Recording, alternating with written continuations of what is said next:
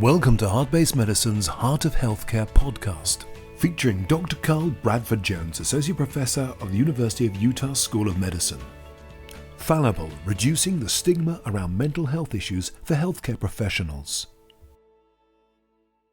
Welcome to this next episode of our podcast. And it's a really great pleasure for me today to welcome Kyle Bradford-Jones.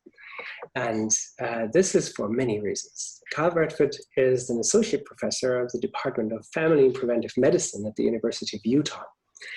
And Kyle is not only a physician, but he is actually also an author. He's an author of a book. And he's just written a book called Fallible, a memoir of a young physician struggle with mental illness. And I had the chance to read the book, and I was really touched by it. And I felt that you're really raising such an important topic. And I would just like you to introduce us to the topic, maybe by telling us, how did you come to write a book about being fallible and what the importance is, and what got you to write that book? Sure. That's tough, because obviously to write a book about all of your failings and many of your innermost thoughts was a bit daunting. A little bit of background: I have struggled with clinical anxiety and depression for many years, and those were significantly worsened during my time of medical training. A lot of the way that we treat our trainees, our students and residents, and each other, and both the physical and mental and emotional grind really brought out some of the worst of that mental illness in me. And so in about 2014, I was blogging for the American Academy of Family Physicians, and I had kind of a little bit been talking to a couple of other physicians about mental illness and severe burnout and those types of issues, and realized how much more common my experience was than I initially thought. And that there were so many other physicians and students going through that, but we felt like we weren't allowed to talk about it. And so that kind of gave me the idea and the courage to start writing about it. So I wrote about it in this blog. I wrote about it in a couple of other venues. And my wife and I did an interview on a podcast where we talked about it kind of from the family's perspective of how it affected my wife and my kids. And afterwards, the podcast host said, "You know what? You guys should write a book." And my wife wasn't interested in writing, and so I that kind of gave me the thought, and I kind of started exploring it and worked on it for about 3 years, and here it is. So sometimes it's difficult to, when I realize some of the things that I included and how personal those are, and but I think it's really important. I think it's important for healthcare professionals and physicians especially to be willing to admit some of the things that we struggle with, because it's not only us, it's those around us and our colleagues. I think it also helps us understand our patients a little bit better. And also, we know that if you have a clinically diagnosed mental illness that you are not properly treating, you're more likely to cause medical errors and cause mistakes and hurt your patients. And so all of these things together, I really wanted the book to kind of help propel the conversation a little bit and hopefully decrease some of that stigma. Yeah, wow. I couldn't agree more. This is such an important topic. And there's this, with the idea that as a physician, we are here to help others. And as a physician, we're here to be the heroes, and we are the carriers of the solution while the patients are carrying the problem. So how can you have a problem, right? You got to be the doctor. You got to be the savior, the hero, the super brain. Exactly. And we're kind of tuning ourselves into this, not consciously. It's not, it's not a conscious process, but it's very easy. I think every professional knows how easy it is to go down this track. Yeah. And to identify as the one who knows, and to identify ourselves as the one who helps others and is kind of the stronger part in the relation of somebody else suffering. Yeah. Yeah. And this is so important. So I was wondering, what actually happens during our training, right? What happens? How do we build this image? How do we get down this track even? I think there's a few things that contribute to it. And part of it is that, frankly, medicine is really hard. It's, even if everything else is going perfectly, it's hard to be a physician and a nurse, because you are dealing with suffering and with life and death and all of these things. And we're not really taught, at least I wasn't taught as a medical student, how to deal with that. And so once I started seeing it and experiencing it more and more, I didn't quite know how to process that. But I remember an instance as a medical student where it was the middle of the night, I was on the OB rotation, and it was a quiet night, so I was in the call room getting a little bit of sleep, and I was paged to come down to a delivery. So I came down, and turns out I missed the delivery. And they said, we paged you 20 minutes ago. Where were you? But there wasn't a page on my pager. And so, I felt attacked that I had missed this, even though there was no indication they actually paged me. But first of all, the physician, as he's sewing up the mother, starts yelling at me in the room in front of the mother. And, this was her first child. She's exhausted and exhilarated and all of the emotions you have with a new baby. And he's yelling at me. And so finally, I just kind of excused myself and left. When he was done, he came out of the room and said, "Okay, where were you? What were you doing?" And I said, "Well, I was laying down in the call room." He said, "No, that is abandoning your patient. You need to forget about sleep, about exercise, about sex, about having relationships with other people and friends. It's all about the patient. And so if you are not there for them, you have abandoned them, and you are not a good physician." And so it kind of perpetuated both, I think, that idea of, hey, we're the only ones that can save you. It's me. I'm the hero. But then also brought up the notion that that we as healthcare workers don't really matter, that our needs are not important. It's only what the patient needs. And so it was, it kind of perpetuated this unspoken rule, I think, and impression that I was getting. So that is very reminiscent of several teachers that I had. It's really reminiscent. Yeah. And the idea of, boasting about not taking care of ourselves, the idea about one-pointedness in availability for the patient, to the point that you're actually misbehaving with the patient, which is what this colleague of yours has actually done, right? So yelling at you in front of the patient has probably not helped the patient at this moment. Yeah. So he actually forgot his own, he didn't take his own medicine, if you like. And probably one of the reasons is that he didn't take care of himself, right? Yeah, exactly. Yeah. And I mean, this story that you're telling in principle, so this kind of mechanism, I guess everybody has seen this. And I've seen this in myself. I don't know about you, but certainly I've seen this. I've been overworked, haven't slept enough.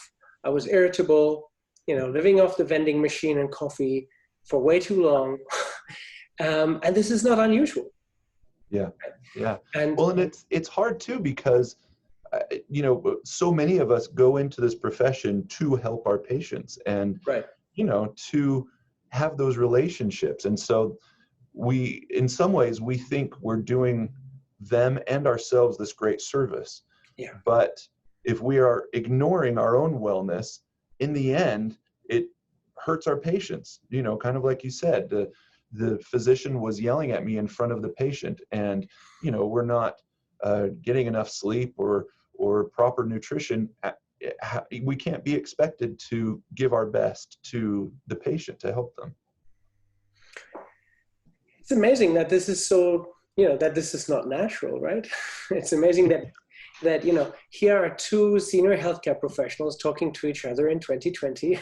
And, you know, why do we actually have this conversation after, you know, tell me when you want to start the history of medicine. But, you know, if we look at our history now of the last 200 years, okay, of kind of very scientific, biological, particular matter focused, kind of Cartesian worldview framework for our learnings, for what we've learned in doctor school. It's amazing that we need to have this conversation, that basically it is not required of us to be in a space of health and healing, to be in a sane space, so that we can invite others into it. But rather we're yelling at our colleagues in front of our patients, right? Absolutely.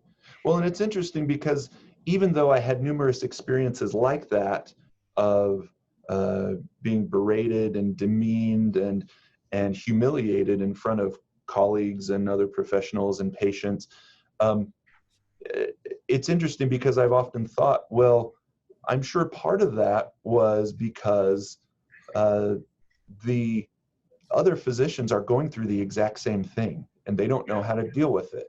And so, like you say, with that physician delivering the baby and how he wasn't taking his own medicine. And so then he was much more likely to snap at me. And, you know, maybe what he was trying to, in his mind, teach me and prepare me for were some of his own struggles and inadequacies.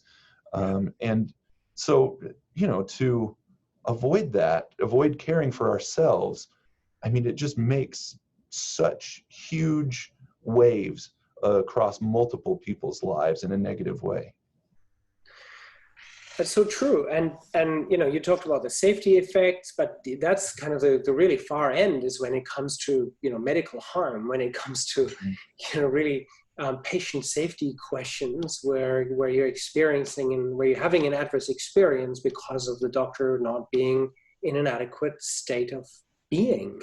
Yeah. Not just in an adequate state of mind, but kind of body, mind, and soul.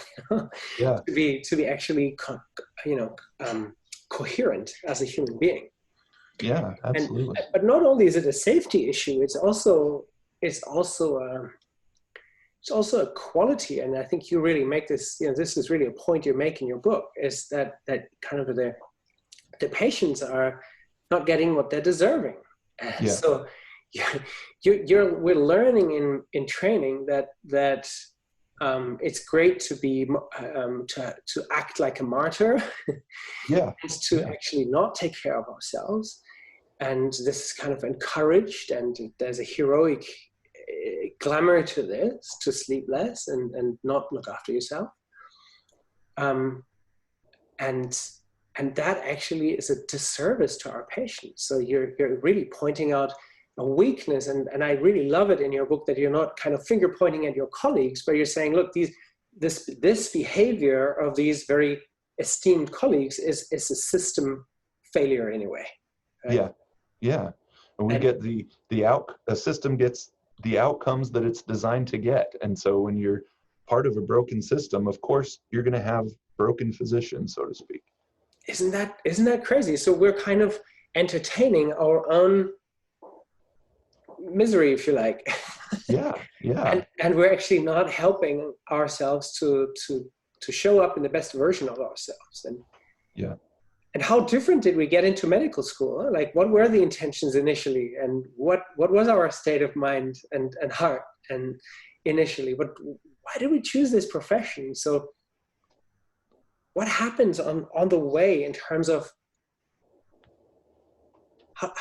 where's that snap point, I guess, where you're coming in with a fairly subjective worldview, and then you're learning about the benefits of objectivity, Mm-hmm. And you're learning about the benefits of disconnecting.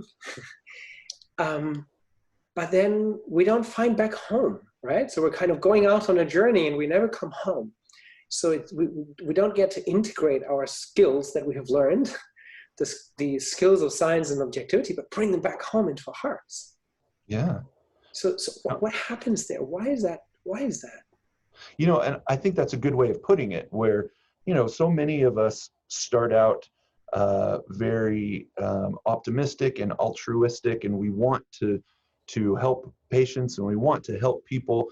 And, you know, there have been numerous studies that are very clear that right in the middle of medical school, that's gone. You know, we have, as a whole, of course, you know, each individual can be a little different, but as a whole, our level of empathy and our level of altruism has decreased significantly. And, you know, I personally do think it has to do with we're not really prepared for how hard medicine is on an emotional level. You know, obviously we study hard, we learn all of these great and important things, but we're not really trained how to deal with death or how to deal with a patient that continually suffers, and you know, what things we can do to take care of ourselves if we have a really long shift and aren't able to sleep for 30 hours. And so I feel like once you start entering that clinical realm in the middle of medical school, you start seeing all of these things and you have no idea how to process it. And so it just kind of builds in you. I kind of explore in the book where throughout medical school and residency, I worried that I had lost my humanity, so to speak, that I no longer cared about patients. I no longer felt like I was there to help them, or that I could do anything, or that, you know, I was able to do that. And, you know, I've had a lot of people ask me just recently since the book came out and say, do you feel like you've gained it back? And I do, to a certain extent. I don't think it was to the same level as it was before medical school, but I do feel as if I'm in a very fulfilled position right now, emotionally and with my family and professionally and all of those things. But that was a legitimate concern of mine, that maybe I've kind of lost my soul a bit and I'm not going to get it back. What a journey, eh? What a journey where we're learning obviously we're learning that we need to take care of patients and it's our responsibility, and first do no harm. And in a way, the sentence "first do no harm" is very quickly kind of the next one is, so therefore, first of all, don't make mistakes. Yeah. Right? That's kind of the second sentence. So if you don't, that's one way to do no harm, is to not make mistakes. And that's where a lot of the pressure is coming from, that if we make a mistake, if we're fallible, the consequences are dramatic. So how can you be a human being, open, heart open, vulnerable, while being in an environment where mistakes are completely not acceptable and where objectivity is king? You know, some of the studies that have been done, at least here in the United States, have shown that the more open you are with patients and the more honest you are with some of the things that you want to accomplish in their care, or that maybe you've made a mistake with, they're much more forgiving and they understand a lot more. And when we have the sense that I'm the hero and the savior and I come in and I take care of you and fix everything, you know, that is the exact opposite of what we kind of need to be thinking about. And so, you know, we are going to make mistakes. That's going to happen, no matter how good of a physician or nurse or whatever we are. And so being open about it, both with ourselves, but then also with our patients. And in the majority of cases, they respond well to that because they recognize that we're human if we act human, so to speak. You know, if we're focusing on that relationship with them, they're much more forgiving. So, isn't that amazing? Yeah. So, what is it for you when you realize that, wow, I actually do make mistakes. I'm actually a human being. And I actually have doubts about the way that I have learned to be, about the way of being professional in the way that I'm trained in. Mm-hmm. And it doesn't feel authentic. So at that point where you still have your job, you're still going, Mm-hmm. and you're starting to now struggle with, am I actually authentic? Am I really worth the profession? Am I really worth doing that job? Can I really give? What happens at this point? What happened to you at this point? That's hard because in the United States medical culture, making a mistake and being sued for malpractice is the same thing. But it's usually not. So about a year after finishing residency, I was involved in a malpractice claim, but there wasn't a mistake. It was just an unfortunate outcome, and the individual lost some hearing, but it wasn't that we missed anything. It wasn't that we should have done something different. It was just kind of an unfortunate circumstance. And yet that experience was incredibly difficult for me. To feel that even though I didn't make a mistake by all accounts, obviously we have multiple physicians kind of weigh in and courts and whatnot, and everyone agreed that we did not make a mistake. It still just eats at you. And I'm much more self-aware now of making mistakes, but probably not in a good way. At least in the American system, one of the results of suing doctors so much is that now we order more tests, we do more things just to cover ourselves so we can say, hey, I looked into everything, I didn't find anything, so this isn't my fault. And so obviously that causes other problems, both with patient care, with financial issues, et cetera, et cetera. And so it's so much more present in my mind, those things about potential mistakes, but more in a fearful way. And I've really tried, that's something I've explored with my therapist before. It's, I've done different things to try to decrease the influence that has over my decision-making as a physician. And in many ways it has helped. But I wish I could say I've completely gotten over it, but it's kind of still there in the back of my mind of, boy, what if I do something wrong or I miss something with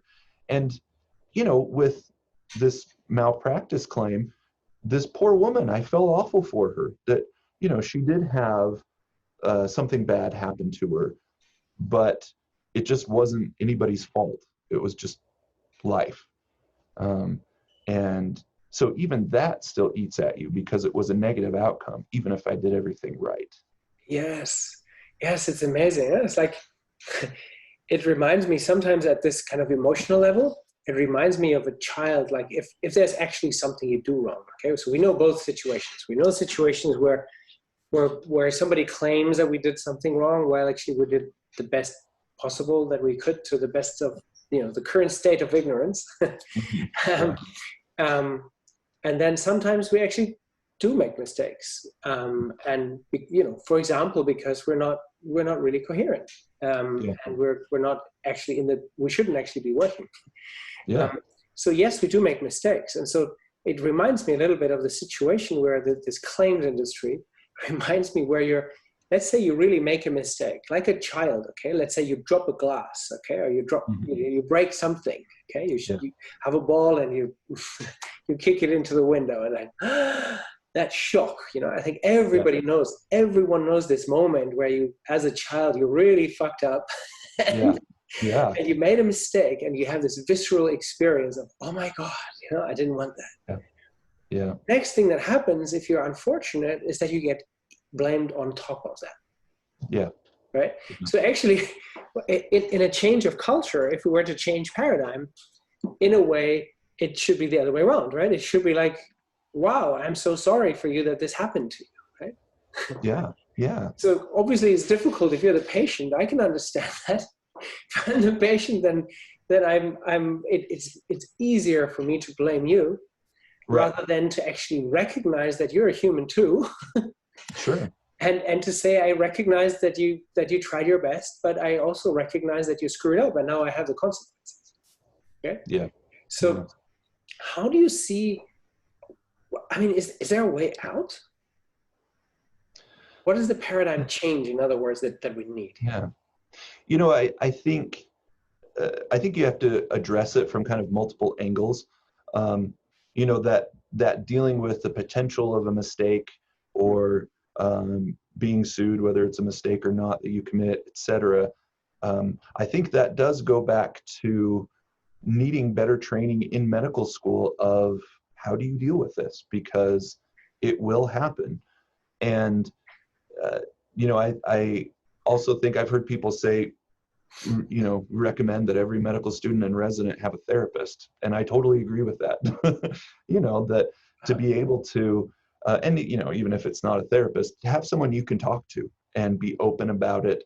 And I think that's part of the next step, is being able to recognize this in ourselves as a profession, that this is something that everyone is going to struggle with, and that's okay. It's okay to struggle with it as long as we're supporting one another. Yeah. I think, and this is kind of different in different places across the world, but it seems that there's much more encroachment by others on how we practice medicine. So whether that's payers or governmental regulations or whatever it is, we have less and less autonomy.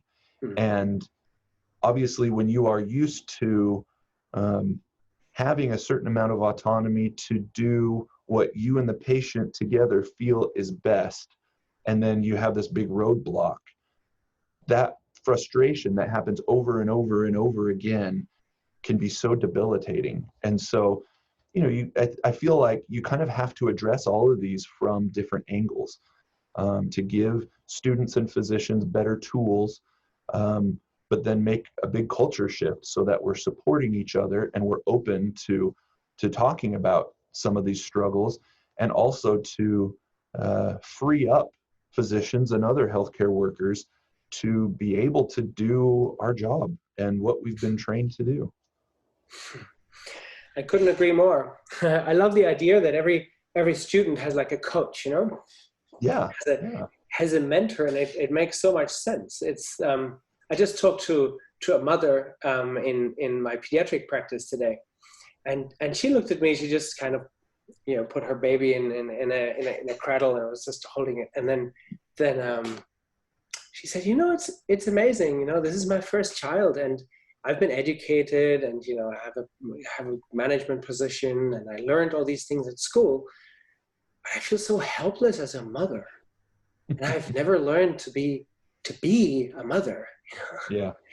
And this in many ways applies to us too, right? So we go to school to learn all sorts of things that feed our brains, but to actually go to school to learn how to open our hearts, how to deal with fear when it dominates our actions, when we're actually acting fear-driven rather than love-driven, and acting from a place of resonance and connectedness. Yeah. So it makes so much sense that there's a training needed. As much as we need to train our minds, there's a training for our hearts needed. And this is not a communication class in how to ask open questions. Oh, what brings you to hospital today? Yeah. Everybody knows this now. So, but it's not a communication skill to parrot something. Right. But it's actually to allow ourselves to sink into our hearts and to see, what does it feel like here?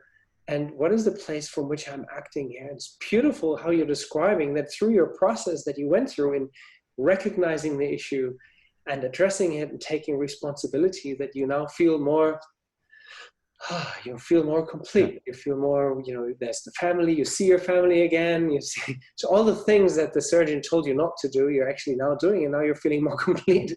Right. Exactly. Wow. Did he read your book? I doubt it. I didn't send it to him, so. Yeah. No, I mean, I can highly recommend it. I feel this is really a great, very, very valuable contribution to our profession.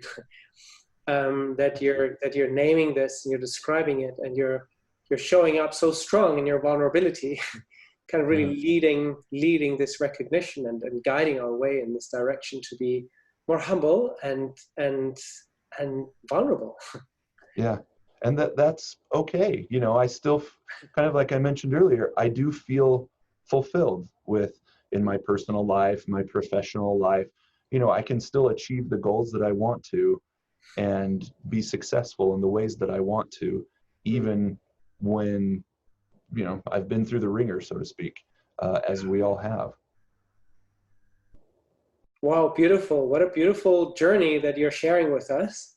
And I'm just highly recommending everybody to read the book. We'll put the link to kind of under the podcast, under the video, so that everyone can have a look at it. And I just want to express my gratitude on behalf of our colleagues, I guess, who have not yet read the book, for really encouraging us to look at this and to change paradigm and to start shifting to a different way of,